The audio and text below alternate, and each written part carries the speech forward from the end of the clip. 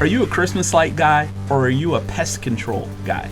So they spend 9, 10 months, whatever it is, doing pest control services, and then you go into Christmas lights, and the skill set that they're adding does nothing to make them better at what they do for the rest of the year, right? So every one of these jobs is a complete custom install. Ladders that are icing up.